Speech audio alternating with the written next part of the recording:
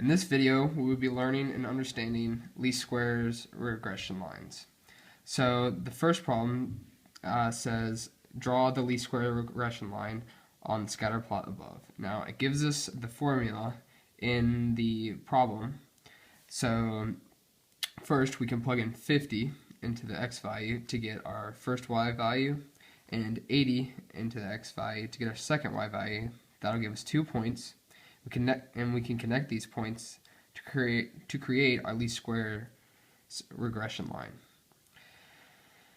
And the second, part B, says one father's height was x equals 67 inches and his daughter's height was y equals 61 inches. Now it wants us to circle this point on the scatter plot that represents this and draw a segment on the scatter plot that corresponds to the residual for it.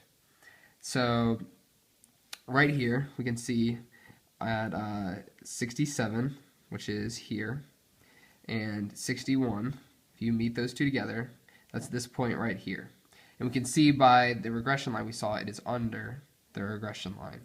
Now to figure out how far away it is from this regression line, we can plug in this 67 value here, and here you can see here we have our original formula with our 67 plugged in for the x, and with that solved out, that gives us about 63.7, and so that is this value right here. That's our value for 67 for our least squared regression line, because we plug that into that formula. So we get the y value of our least square regression line at that point 67. So now we know this point, since the y value is 61, all we have to do is take this number, this 63.7, and minus it by the 61 to get the difference, or the length between these two. And we do that here, and we get our 2.709. Now this value is negative because the point is below the least squared regression line. And okay, so moving on to part C. Suppose point x equals 84 and y equals 71 is added to the data set. So now here, 84 and 71, we added this point, already added here. And so the question is, will the slope of the least square regression line increase, decrease, or remain the same?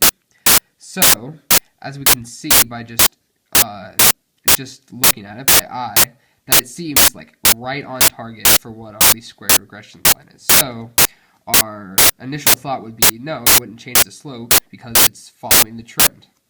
So, but if we plug in this value, this 84, we get 70.968, which is very, very close to the 71 value that it gave us, which means that it's very, very close to this projected value that it's supposed to be.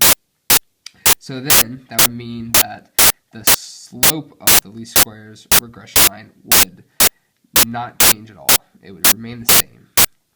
And then last part D, would the correlation increase, decrease, or remain the same? So if it's right on the least square regression line, it wouldn't affect the correlation at all. It would make it a stronger correlation, but very, very minutely. It wouldn't be like if it was, way up here or way down here, that it would throw the correlation off. It would just meet in the middle and keep the correlation the same as it was down here. So that's why it would remain the same as well.